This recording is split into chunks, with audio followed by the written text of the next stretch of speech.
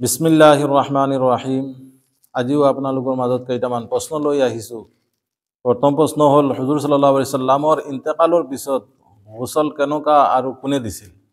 গোসল কেনেকুৱা হৈছিল আৰু কোনে দিছিল? তাৰ উত্তৰ হ'ল, হুজুৰ সাল্লাল্লাহু আলাইহি সাল্লামৰ ইন্তেকালৰ পিছত গোসল হযৰতে আলী ৰাদিয়াল্লাহু তাআলা আনহু আৰু হযৰতে আব্বাস ৰাদিয়াল্লাহু তাআলা আনহুয়ে গোসল দিছিল।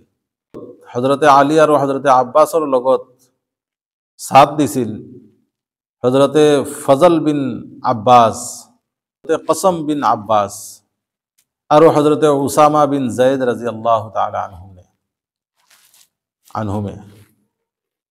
আৰু হুজুৰ সাল্লাল্লাহু আলাইহি সাল্লামৰ যিটো গাত কাপোৰ আছিল, ইন্তেকালৰ সময়ত যিটো কাপোৰ আছিল, সেই কাপোৰৰ সৈতে গোসল দিয়া হৈছিল।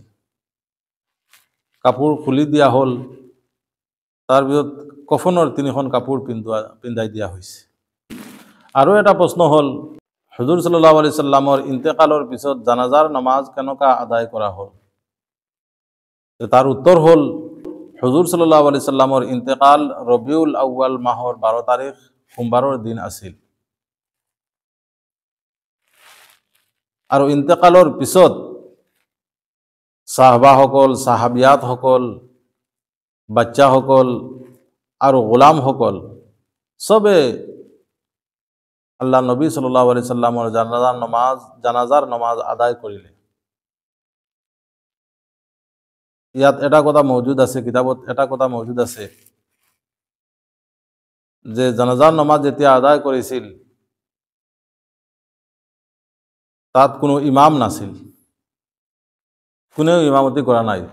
সবে আহি ইনফেৰাদি অকলে অকলে আহি আল্লাহ নবী সাল্লাল্লাহু আলাইহি সাল্লামৰ ৰুমত আহি জানাজাৰ নামাজ আদায় কৰিছে। এটা কথা তাত আছে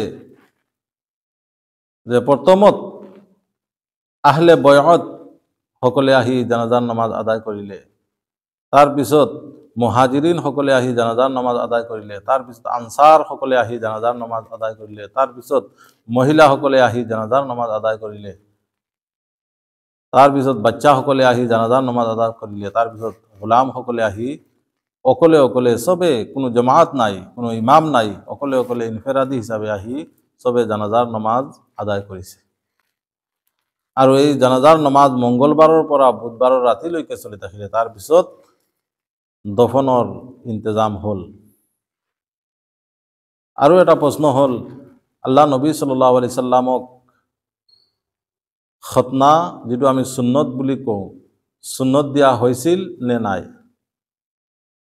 তাৰ উত্তৰ হ'ল, হুজুৰ সাল্লাল্লাহু আলাইহি সাল্লামক খতনা দিয়া হৈছিল। হুজুৰ সাল্লাল্লাহু আলাইহি সাল্লামৰ দাদা আব্দুল মুত্তালিবে আল্লাহ নবী সাল্লাল্লাহু আলাইহি সাল্লামৰ জন্মৰ 7 দিনাখন দিন খতনা দিয়াইছে। আৰবত এটা নিয়ম আছে যে যি ঘৰত বাচ্চা জন্ম হয়, 7 দিনাখনৰ দিন হযৰতে ইব্ৰাহিম আৰু হযৰতে ইছমাইল আলাইহিস সালামৰ সুন্নতৰ ইত্তেবা কৰি, সুন্নত মানি সিহঁতে খতনা দিয়ে, যিটো উম্মতে মুহাম্মদিয়াক সেই সুন্নতৰ ওপৰত ইত্তেবা কৰাৰ হুকুম দিয়া হৈছে।